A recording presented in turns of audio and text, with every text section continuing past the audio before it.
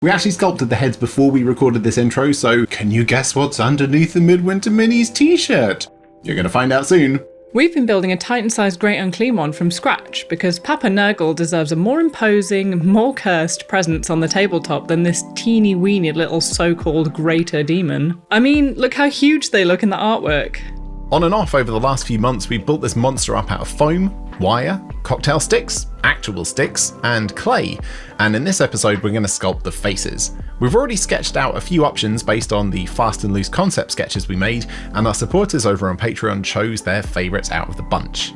The monster's right head will be designed and sculpted by me, and have that inhuman, buggy, insectoid feel to it that some of the newer Nurgle models have. The central head, with the massive horrible tongue hanging out, will be loosely based on the concept sketch and will lean into Nurgle's body horror vibe. We'll both have a hand in crafting that one. And I'll be taking care of the monster's left head and going hard on the weirdly jovial, plump and creepy theme. And now, before we start sculpting, we're probably going to need to punch some holes into the head to make space for the horns that we'll add later, and also any gaping open mouths too, so time for a good drilling. Just quick and dirty, using the spinning drill bit as a kind of freehand router to make the holes wide enough, nice and safe, and then tidying up the edges with a big old Stanley knife and a file. We don't want any of the pale foam innards showing through the open mouths, so I use this black Body Shop primer from Halford's to spray the inside of the holes I made. This stuff is really, really matte and just as black as it gets. The mattest spray paint I've ever seen, so it should kill any reflected light inside. You see what I mean? It's like staring into the void, kind of spooky. And now it's time to sculpt. It's my turn first, and from the horrible sketches I did for my head, the Patreon supporters chose Blind Billy, which was actually my favourite too, so I'm glad that he won. I'm going to start by mixing up some Milliput, which should be easier to sculpt small details into than the clay we used for the body.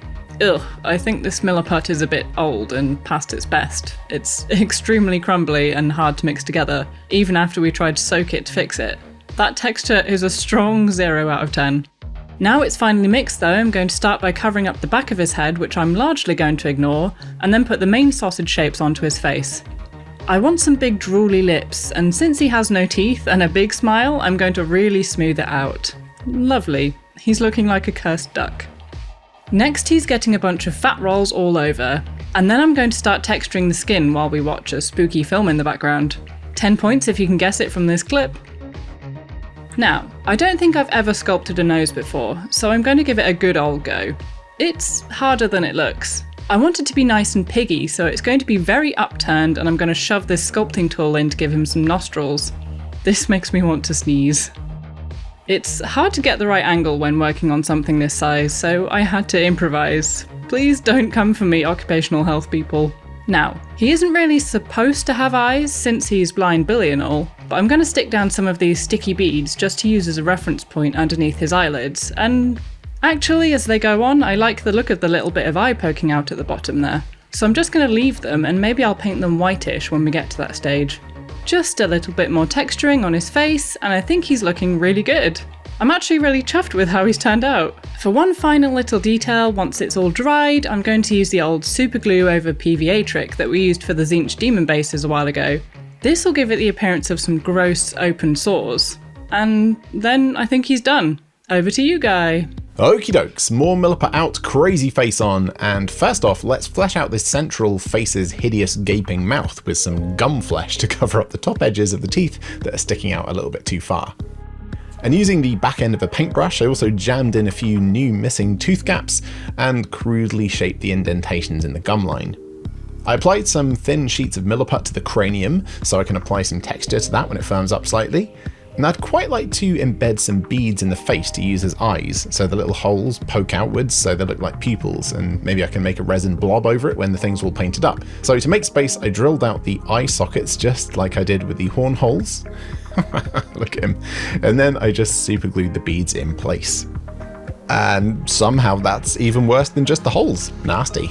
After that, I basically just started slapping on blobs of Milliput and smushing them into vague shapes. First the nose, not really worrying too much about the final shape here as I'll work on that more when it firms up. Freshly mixed Milliput is really gooey, but after about half an hour or so, it gets better to work on finer shapes with. So next the eyebrows, and the flesh around the eyes, and then some forehead wrinkles, trying to get that horrified scream face. some cheekbones, and then some flesh to look like deep tooth roots and a horribly extended maxilla. I also added a bit more Milliput to the flappy folds and lips so that I could add some extra sculpted detailed skin textures so they don't just look like Play-Doh worms that my kids would make.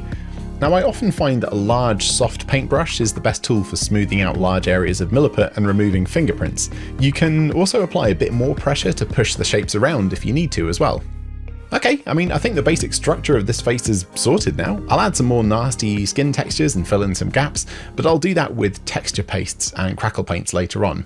And now it's time for the final head, and to use one of my stranger eBay purchases, loads and loads of action figure hands. You'll see why in a second. Just before I try to make this monstrosity, I quickly want to let you know about my pal Steve's new Kickstarter project. This video isn't sponsored, he is not paying me to say this. I don't think he even knows I'm doing it, but he's an absolutely top dude. I love him, and he does so much for me, from helping me with hobby projects, dog sitting Nessa when I'm away, playdates with the kids, and randomly smashing car windows. And I thought that pointing the community to his new Wargaming Terrain Kickstarter is the least I could do.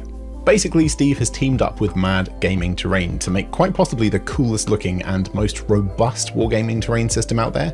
You might already know that 3D printed terrain tends to be a little on the fragile side, even more so when it comes to stacking modular stuff. So the idea behind the complex is to have an ultra solid, weight-bearing MDF understructure with spaces to add magnets for quick snap-together construction, but then also with compatible 3D printable fascias to make everything super detailed and immersive. So that way you'll get all the benefits of robust MDF terrain with the incredible detail of 3D printed stuff too. I think that's an awesome idea, and I really want to see this project take off. Anyway, follow the link in the description if you like the idea of this hybrid terrain system, but now back to the creepiest face of all. Our Patreon supporters decided on this absolutely terrifying design that has a buggy vibe with finger mandibles. Secretly, this was my favorite too, but I was worried how I would do all of those fingers, and then I thought, toys? So I scoured eBay and bought a whole bunch of these dismembered action figure hands to chop up and use on the mouth. First though, I need to place some eyes down. Drilled some big holes in the face to fit these weirdly textured beads. Hopefully they'll look like creepy compound insect eyes when they're all painted up. Using the same sticky half beads that Hattie used for her droopy-eyed boy, I stuck several down in kind of random locations on the forehead.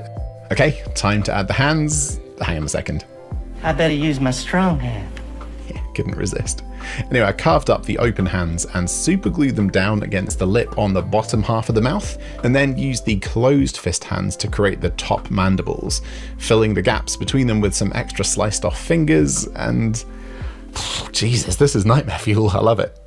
Now it's just a case of adding little strips of Milliput to start building up the shape of the face, little eyelids, smoothing out areas where the glued on hands suddenly drop off, and trying to make the transitions look a bit more natural and smooth. I then waggled a sharp silicone tool around the balls of each eye, making gaping eye sockets for each tiny beady bug eye, and I also poked in some gross little skull nose holes, and then started adding some textures to the skin. Now this might not be the final shape, but I just wanted to make sure there's texture there even if I end up adding more layers later.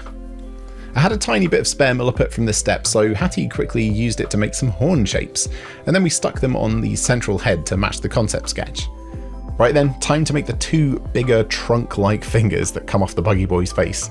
I chopped up some balsa wood sticks into finger segment sizes, straightened them off so they'll fit snugly together, dabbed one end in super glue and the other end in PVA glue, and then stuck them together.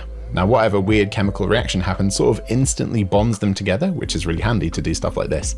Then it was just a case of smushing layers of Milliput around on the little wooden skeleton to make the fingers, and of course I was totally out of focus. I mean, what would a Midwinter Minis video be without some crucial step being all blurry? I drilled some holes the width of a toothpick into the monster's face where I want the fingers to come out, and the same on the flat end of the fingers, and then jammed a broken bit of toothpick to take the weight while the glue dries, and stuck them on.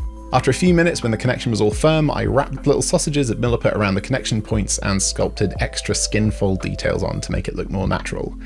I think the scale of those horns kind of looks wrong now they're all dry and stuck on, so let's swap them out for proper horns in the future.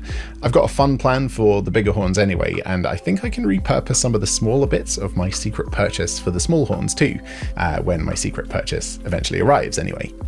Oh, a little extra gunge around the mandibles and some extra volume in the cheekbones, and I think we're kind of there for the basic structure. I'll definitely add more skin texture, but again, I'll do that at the same time we do it on the whole body just before the painting step. So, ta-da! Here he is in his horrible work in progress. Please don't. Here he is in all of his work in progress glory. For the next steps, we're going to be adding some horns, extra skin, body and face textures with various texture pastes and crackle paints, finalising the weapons, adding some Nurgle demon models surrounding him and riding him and inside him. And lastly, to make his hands, we're going to be playing with a brand new toy from our friends at RevoPoint. This little thing is a 3D scanner, and we're going to use it to scan and miniaturize our own hands, make them all gross, and 3D print them at this dude's scale. Also, maybe we'll scan the whole thing once it's done, so we can maybe make it an actual regular miniature? I wonder if it'll work at normal Great Unclean One size. As always, massive thanks to all of our Patreon supporters for being legends, supporting us month after month so we can continue to make free-to-watch hobby videos for the whole community. If you want to be just as cool as them, you can join for just £2 a month and get access to our Discord server, monthly painting competitions, and new sign-ups get a shout out too. Right, ready? On just 3 this week, Nessa, will you be able to catch 3 out of 3 sausages? This one's from Nathan Newland. Very good. This one's from Skoyatal. Ah, and this one's from Halagaz. Very good. 2 out of 3, not bad. And that's it for this video. Thank you so much for watching. Don't forget to go and check out Steve's Kickstarter if you want to level up your terrain, and we'll catch you next time. Bye for now. Bye-bye.